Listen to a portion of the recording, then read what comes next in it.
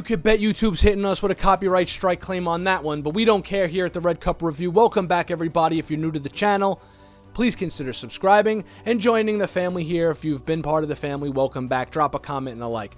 All right, today we're looking at the Baron Benz and the Aquaticons, however you want to say it.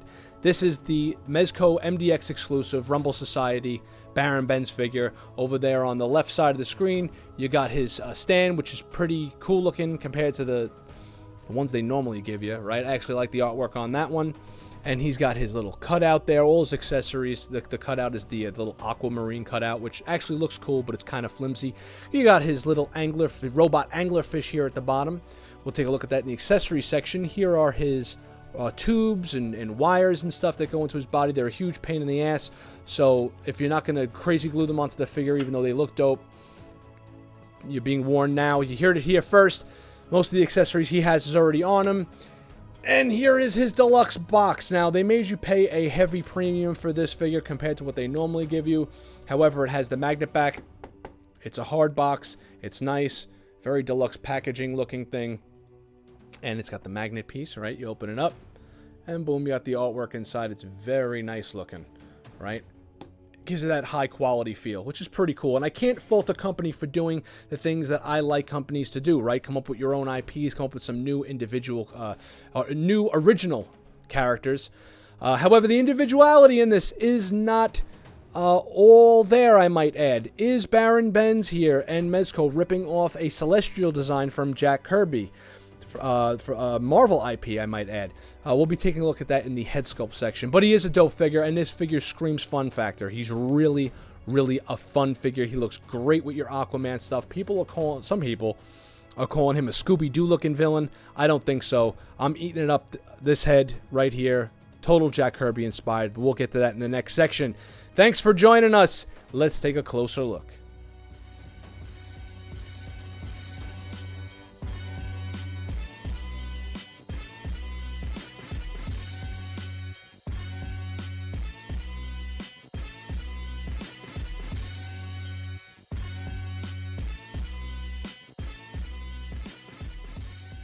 Alright, now we're going to be taking a look at the portraits, and what I'm going to say right off the bat is, what do you get when you take Black Manta and merge him with Isan, the Celestial Jack Kirby creation? You get Mr. Baron Benz, at least design-wise. We'll take a look at both heads, and you guys be the judge there.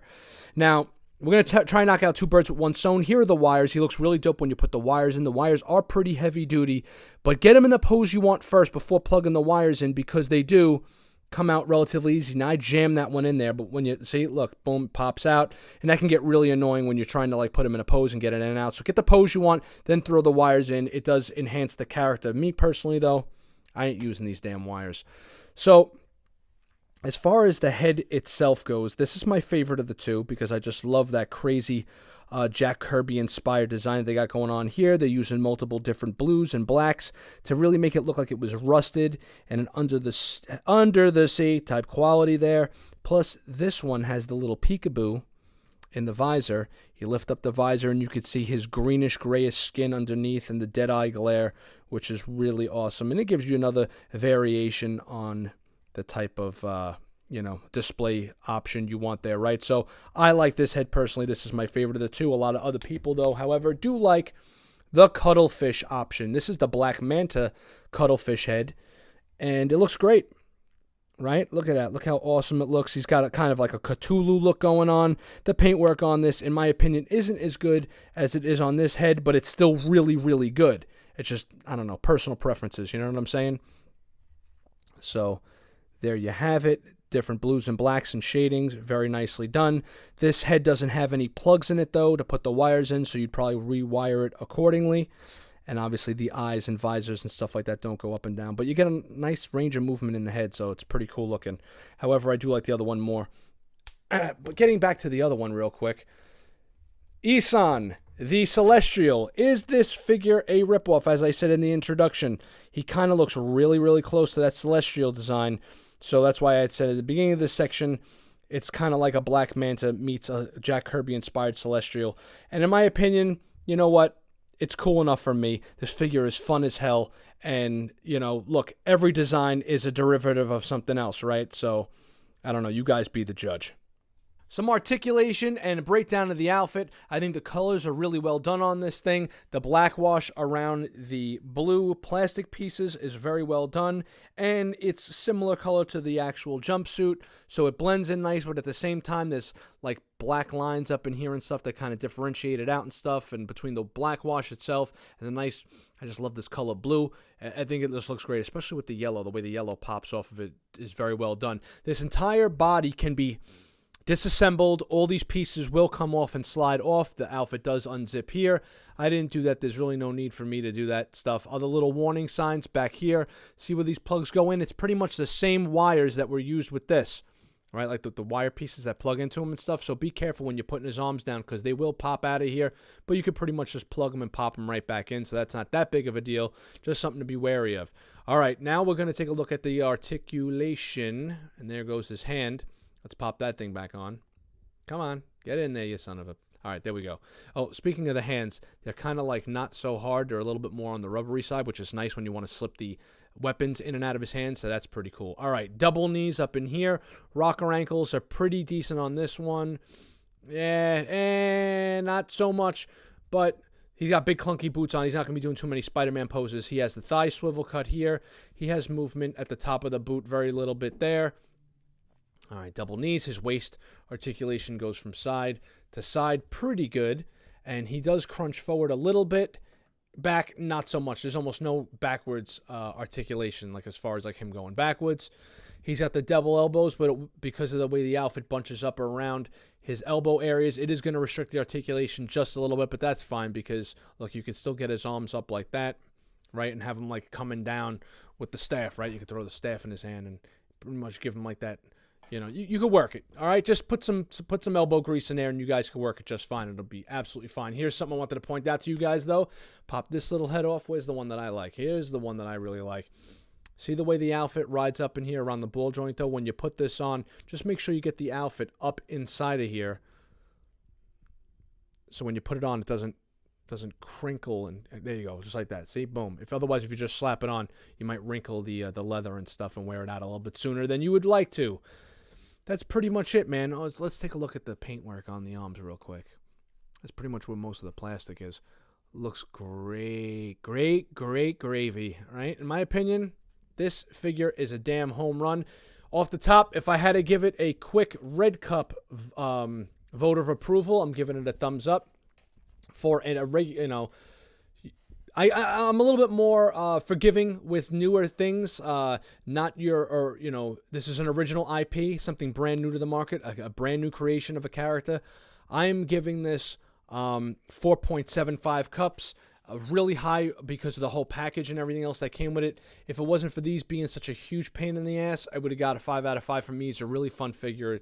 Great thing to have. You are not going to be disappointed by putting him in your collection, especially if you guys are fans of that Roach, which I just think is the worst figure ever, but this is awesome. So if you're a fan of the Roach, you got to be a fan of this. This thing is just really, I don't know, it's just very nice looking to me, and it'll definitely fit in with at least, if you're a DC fan, like I am, I think it'll fit in great with your, like a DC villain shelf, especially like an Aquaman type thing going on there. Taking a look at the accessory section, here is one of many Aquaticons that he comes with, the anglerfish that have the jaw that munches in and out, yum, yum, yum. And pretty cool looking, very Transformer-y looking, right? Looks almost like the Transformer, the movie, right? Had were those called the Aquaticons too? No, those were, shit, I don't even remember what they were called. All right, moving along though in the review, they kind of place around here. You could like throw them in here, right, and this way, right, and you can put them in like different areas like that. Damn it, there's a way they fit on without the shit falling off. You guys get the idea. But they're pretty cool looking. They got the translucent look on their tails there, which is pretty nice. Anyways, here is the water accessory, right, and it's basically, look, it's a plastic cutout, right? It actually looks a lot nicer than it feels. It's really flimsy and kind of cheap feeling, but looking, it's not too bad. It's pretty much made of the same plastic, maybe a little bit harder than the plastic insert trays that come with the figure, these figures, right? So you could put it like kind of behind him, or maybe even have him like rising up next to it or something like that. Like you grab the stand, you make him do something cool with it with the little anglerfish around it and stuff. It'll look pretty cool. other thing he comes with, and probably my favorite accessory, is the gold chain. Yo, what is this guy from like the 70s or something? Yo, what's up with the gold chain? A friend of mine said it should have probably been silver. The gold chain's pretty cool. It's got a nice paintwork to it. It really shines right and shows up really well in photography. And it is an actual chain, which is nice.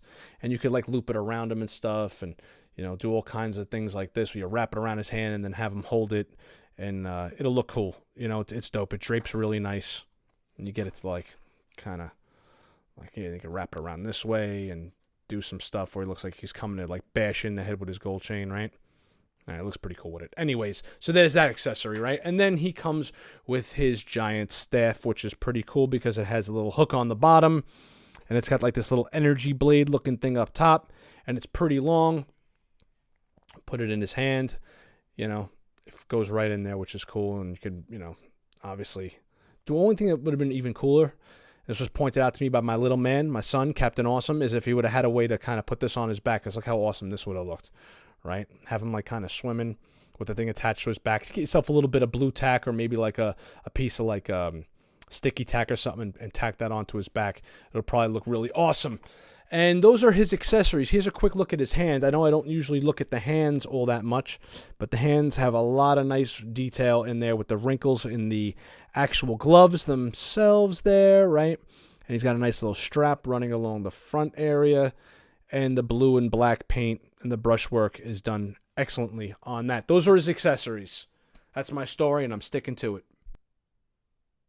Credit where it is due. Smart marketing on the hand of Mezco for adding in these little extra goodies in order to bring us further into their whole, new mythology that they're coming up with here, right? So Baron Benz comes with a pin, comic, and a t-shirt in that nice little set they got going. Now, the artwork on the comic is really nice. It's a mini comic, very well drawn, but there's no words, and that's a big disappointment because, like, all right, a hole opens up in the cosmos, and a meteor comes crashing down on an alien planet, and then out of the meteor steps Baron Benz. Really awesome, but there's no dialogue at all, no little word balloons, and that's kind of a disappointment because you want to know about the character, you want to bring it into the world. Now, here's a little blurb that they give you, just a couple of sentences on who he is, but it's very vague. Very, very, very vague. He has like an old school, remember the old school back of comics and stuff back in the day where they had like those little order forms? That's pretty cool. So that's a nice little touch there. But again, it's kind of like coming soon. They have this guy Doc Nocturnal, so that's like a nice little prelude of things to come, but the comic should have been better. Didn't have to be longer, but the words would have been nice. Couple of word balloons, give you an idea more who he is. Over here we have the t-shirt. T-shirt's cool. It's like the cover of a comic itself. Not opening it up because I don't plan on wearing it, but it is really nice. I love the old school artwork on it. And again, it's something that I actually would wear it. I'm just, in the process of trying to decide whether or not I'm going to keep Baron Benz in my collection. So if I keep him, I'll wear him. Otherwise, it's staying in the package. And this nice hefty little pin. Now, this pin is metal. It's even cold to the touch. So the pin is metal. I'm not even taking it out of the plastic piece here. It says the Order of the Holy Divers, Baron Benz, right? Nice. And it's awesome about, and it even has like his little face, right? This little helmet over here in the corner. Order of the Holy Divers. For those that don't know, they had to have gotten this from Dio's Holy Diver, right? That was a single that was released. It's an awesome metal song. So if you're a metalhead, you should know who Dio is. And if you like rock music and heavy metal music, but you don't know who Dio is, go and listen to that song. All right, awesome. So you get yourself a nice little set. You got a pin, comic, and a t-shirt. Very good. Good stuff here, man. I mean, is this necessary for the release of the figure? No. Then again, in order to drum up excitement for a new type of figure, stuff like this is cool. I don't know. I just think this is a nice set.